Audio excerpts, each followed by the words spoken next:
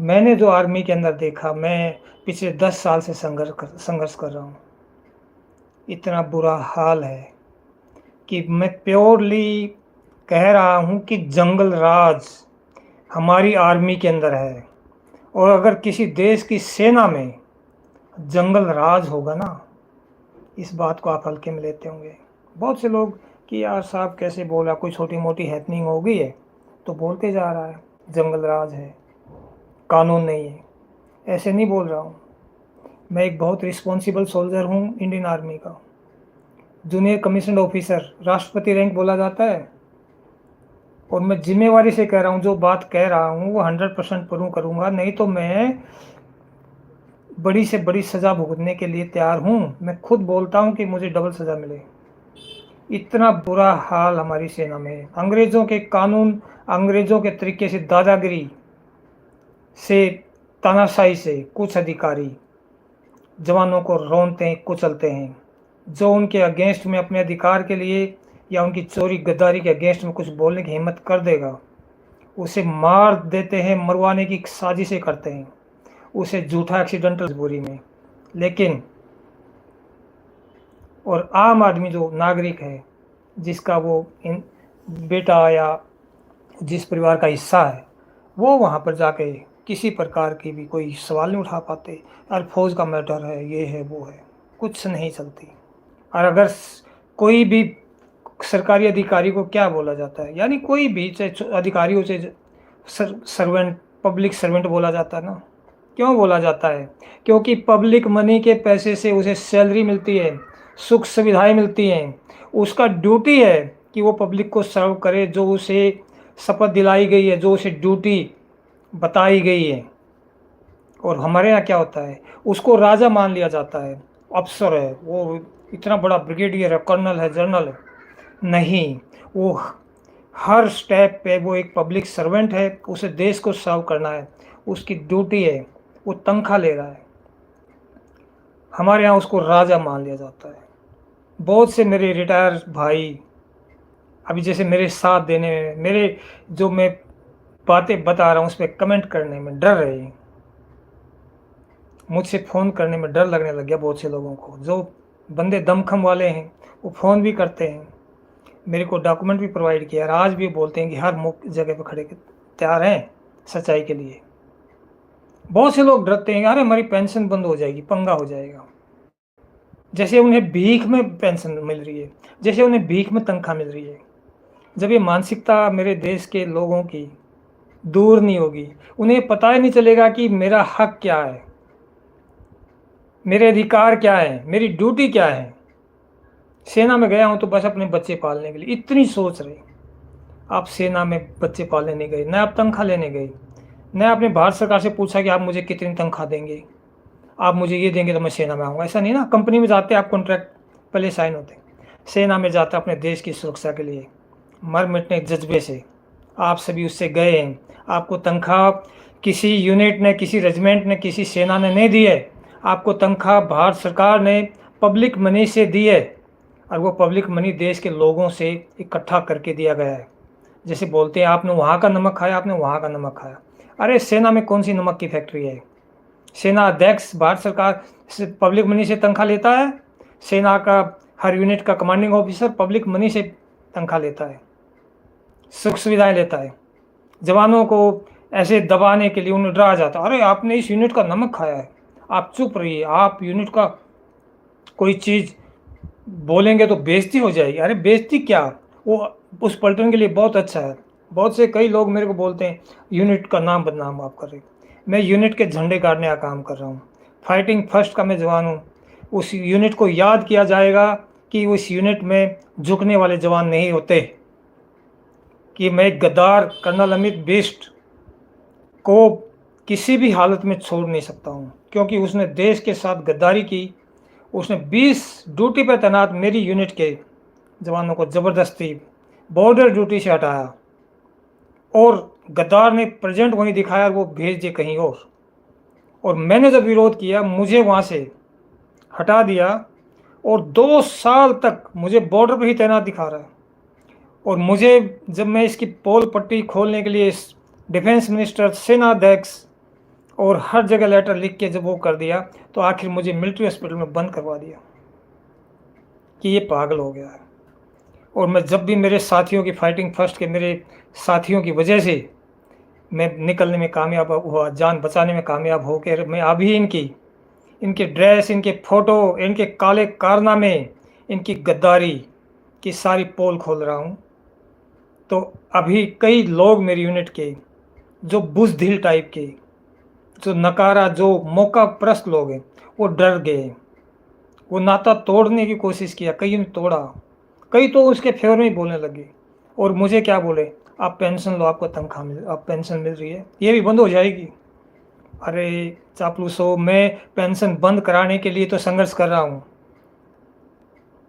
सब ऐसे नहीं होते हैं। आपकी सोच ठीक है, आप मौकापरस्त हैं, आप अपनी उस चापलूसी और आपको ऐसा लगता है कि जैसे मुझे भीख में पेंशन मिलती है, भीख में तनख्वाह। अरे आपके कंट्रीब्यूशन, आप जो जज्बे से बॉर्डर पर खड़े हो, आप सेना में जब हो, सेना का हर जवान अपने देश के लिए मर मिटने के लिए मेहनत करता है और वो होता ईमानदार।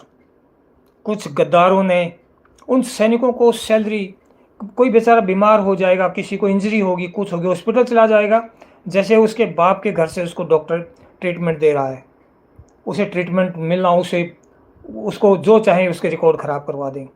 किसी को मेडिकल के बेनिफिट बेचारे को उसके मिलने चाहिए क्योंकि उसने देश को कंट्रीब्यूट किया। एक ऐसे जवान का मेरे पास फ़ोन आया, एक जाट रेजिमेंट का जवान था, उसको बैटल कैजुअल्टी 2 गोली लगी हुई, और उसको बैटल कैजुअल्टी, वो बेचारा रिटायर हो गया, उसको फिट कर घोषित कर दिया। और उसे बैटल कैजुअल्टी सर्टिफिकेट लेने के लिए 25 साल लग गए दोस्तों, जिसने गोली खाई छाती में। ये हालत है।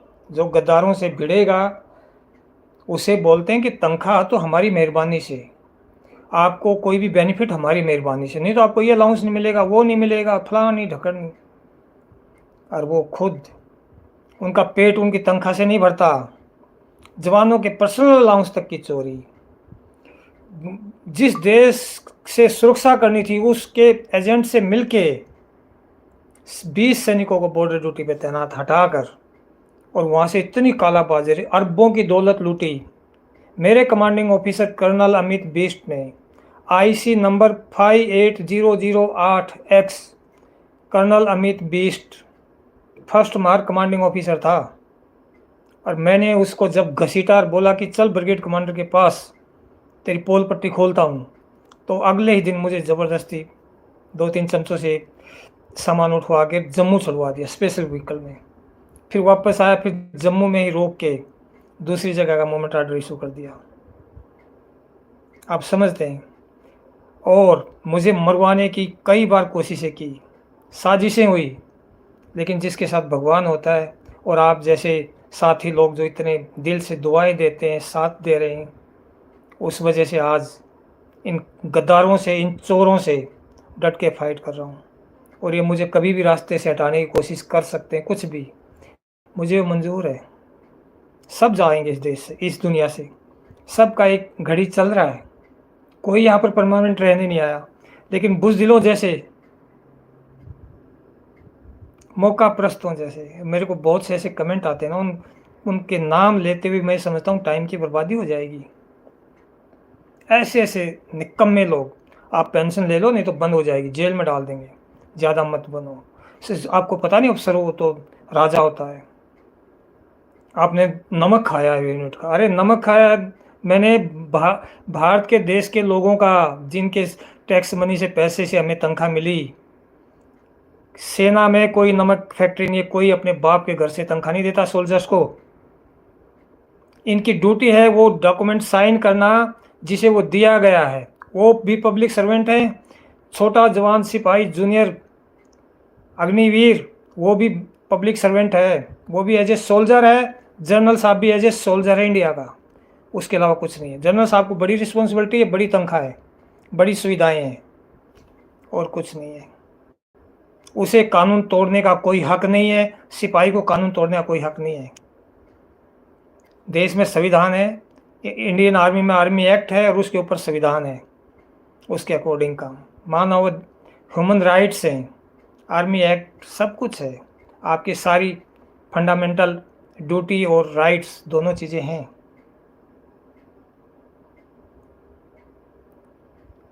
इस देश में बहुत बुरा हाल है। मैंने हज़ारों लेटर लिख दिए हैं सारी अथॉरिटियों के पास। अभी 10 साल से लिख रहा था। 2015 में दिल्ली हाई कोर्ट गया तो दिल्ली हाई कोर्ट को ऐसा चकमा दिया, 3 वीक में डिसाइड करने के लिए बोला, 8 महीने कुछ नहीं, और बाद में रिजेक्ट, और मुझे हॉस्पिटल में बंद कर दिया ताकि मैं दिल्ली हाई कोर्ट को बताने नहीं जा सकूँ कि इन गद्दार चोरों ने मुझे बंद कर लिया है, मुझे रोक लिया। अभी दोबारा गया हूँ 3 फरवरी को, जब केस पहली बार डला था दिल्ली हाई कोर्ट में, और जब इनके पास नोटिस गया ना, मेरे पास अगले दिन आर्मी चीफ के ऑफिस से उनके स्टाफ अफसर ने कॉल किया, आप लोगों ने वीडियो सुन लिया, आप सुन लेना, चैनल पर है वो, उसमें वो नाम बताने में हिम्मत नहीं होती उसकी। एक आर्मी का स्टाफ, जनरल साहब का स्टाफ ऑफिसर, वो जनरल द्विवेदी साहब के कहने से तो फ़ोन कर रहा होगा, वो अपनी मर्जी से कर नहीं सकता। वो बाहर इंडियन आर्मी के जनरल की जो मेल आईडी से मेरी जो एप्लीकेशन है उसके बारे में बात कर रहा था वो, तो जनरल की मेल आईडी को कोई ऐरा गैरा खोल लेगा क्या? और वो मुझे क्या क्या बोला और मैंने उसे क्या क्या बताया, आप सभी ने सुन लिया होगा, नहीं तो वो वीडियो ज़रूर सुन लेना दोस्तों।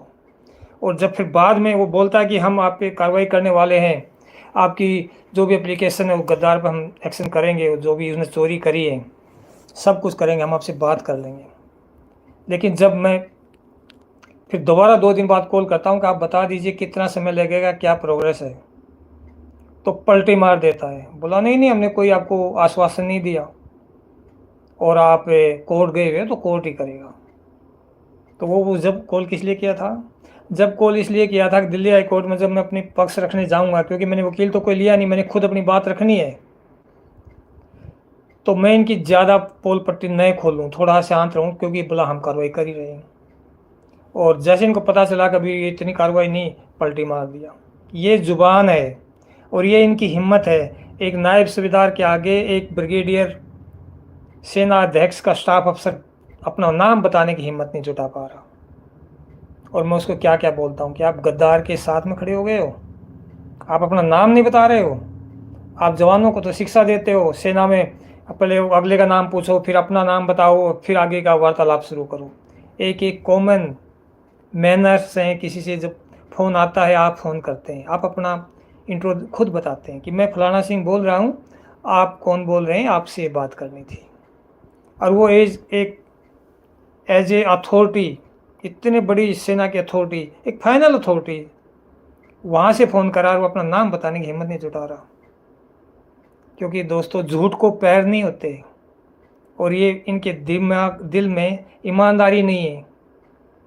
ये उस गद्दार को प्रोटेक्ट कर रहे हैं, उस गद्दार को प्रोटेक्ट करते करते ये इतने नीचे गिर गए हैं कि जनरल द्विवेदी कान बंद करके बैठे हैं।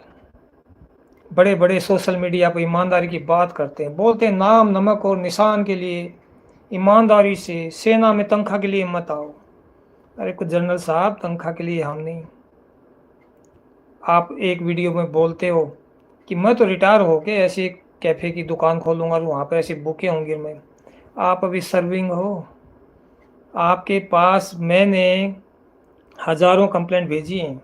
जो बॉर्डर पर पाकिस्तानी आतंकवादियों से पैसा लेके घुसपैठ कराता है, चोरी करता है, जवानों के पर्सनल अलाउंस तक को लूटता है, उसके ऊपर आपने कुछ एक्शन किया क्या? आप जनरल हैं भारत की आर्मी के, आप ऐसे ही खाने की बात अलग, दिखाने की अलग, ऐसे नहीं होना चाहिए ना, एक ही बात होनी चाहिए। आपने इतना रैंक लगाया, उस रैंक का मान सम्मान, उसकी मर्यादा इतनी छोटी, इतनी हल्की, आप मुझे किसी टाइप का रिस्पॉन्स नहीं। मेरे जितने भी लेटर हैं आपने उन चोर गद्दारों के पास ही भेजे कार्रवाई के लिए, जिन गद्दारों ने, जिन्होंने फ्रॉड किया, जिनके मैं कंप्लेन कर रहा हूँ, उन्हीं के पास मेरा जर्नल कार्रवाई के लिए लेटर भेजता रहा। मैं उसके पास भेजता हूँ वहाँ, क्या ये मजाक है? और जब दिल्ली हाई कोर्ट चला गया तो फिर अपने ही ऑफिस से कॉल करवा दिया। इतनी गिरावट, इतना एक सिस्टम, वो बोलते ना कि सड़ गया है हमारा सिस्टम। कहाँ गए? अंग्रेजों ने जो आर्मी एक्ट बना रखे हैं उनका भी यूज नहीं हुआ। वो चेंज होना तो अलग बात है। उन आर्मी एक्टों में, आर्मी एक्ट सेक्शन 34, 35, 36 देख लो जनरल साहब, डेथ पेनल्टी है इन गद्दारों ने।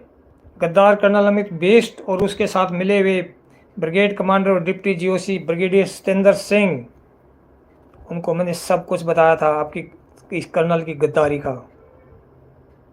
और वो सेक्शन की कौन कौन से सब सेक्शन उनके ऊपर लगते हैं।